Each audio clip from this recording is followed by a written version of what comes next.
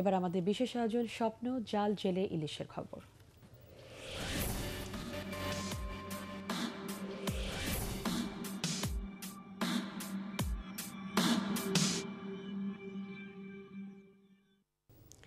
ইলিশ মাছ আর জেলেরা জিম্মি মধ্যস্বত্বভোগী মাছঘাট মালিকদের কাছে। জেলেরা গরিব থাকলেও মেঘনা ভাগ্য বদলে দিয়েছে এমন অনেকেরই। সরকার বদলের সাথে সাথে মাছঘাটের মালিকানাও বদলে যায়। ইলিশের মাছঘাট ব্যবসার নেই কোনো সরকারি অনুমোদন, আবার মাছঘাট মালিকরা সরকারকে কোনো করও দেন না। সম্প্রতি মেঘনা নদী ও উপকূলে প্রায় 2 সপ্তাহ ইলিশ জেলেদের সাথে থেকে এসেছেন আমাদের বিশেষ প্রতিনিধি শওকত মিল্টন এবং ক্যামেরাম্যান কৃষ্ণদে আকাশ ও আশিক এম রাসেল। 5 পর্বের ধারাবাহিক প্রতিবেদনে তারা তুলে এনেছেন ইলিশের অনেক অজানা তথ্য। আজ থাকছে তৃতীয় পর্ব।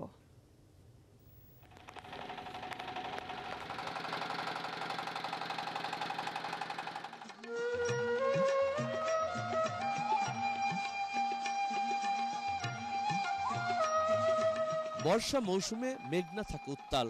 এ সময় ইলিশ ধরা পড়ে বেশি।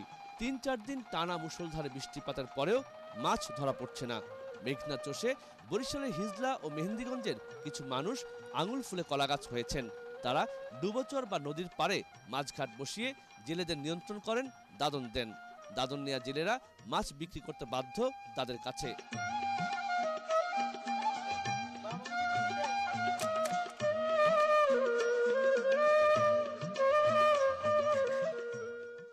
মাছের দাম যে দামে কেনে, এই দামটা কি সঠিক না আপনারা ঠকেন? তারপরে তাদের কাছে বিক্রি করেন কেন?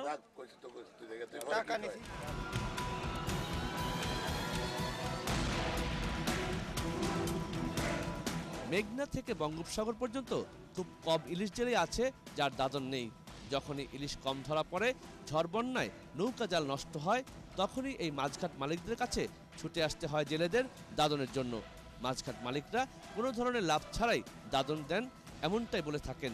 তবে গরিব জেলেরা দাদনের কষাঘাত থেকে কখনোই বের হতে পারেন না, তাই প্রায় আজীবন দাসের মতোই থাকেন ঘাট মালিকের কাছে।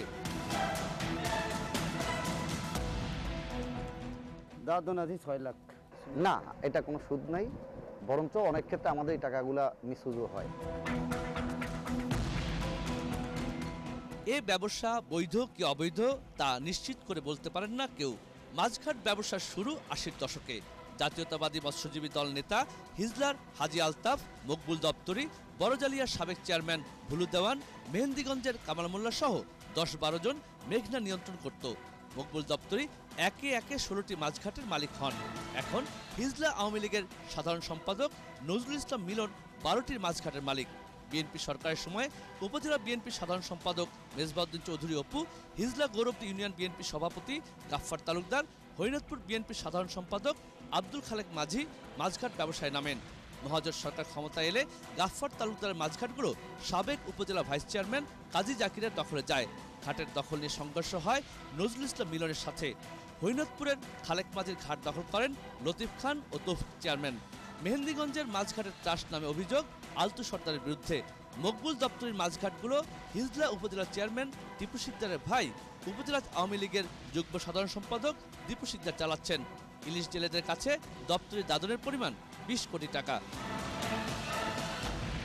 মকবুল ভাই পুরানা ব্যবসায়ী, 5-7 বছর যাবত ব্যবসা বাণিজ্য করতে পারতেছিলেন না, উনি করতে পারতেছিল না। এই কারণে একটা বিগ ডকুমেন্ট হয়েছে তার সাথে।